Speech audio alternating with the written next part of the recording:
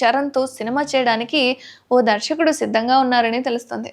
ఈ ఇద్దరి కాంబోలో almost confirm అయిందని ఇండస్ట్రీలో టాక్ వినిపిస్తుంది. ఇక ఆ దర్శకుడితో సినిమా అంటే చరణ్ అభిమానులు కంగారు పడుతున్నారు, వద్దు బాబోయ్ అంటున్నారు. ఇంతకీ ఆ దర్శకుడు ఎవరో కాదు, మెహర్ రమేష్. అయితే వరుస పరాజయాలతో సతమతమైపోతున్నాడు దర్శకుడు మెహర్. అయితే ఆయన దర్శకత్వంలో వచ్చిన సినిమాల్లో బిల్లా సినిమా తప్ప మిగిలిన సినిమాలన్నీ కూడా డిజాస్టర్స్గా నిలిచిపోయాయి.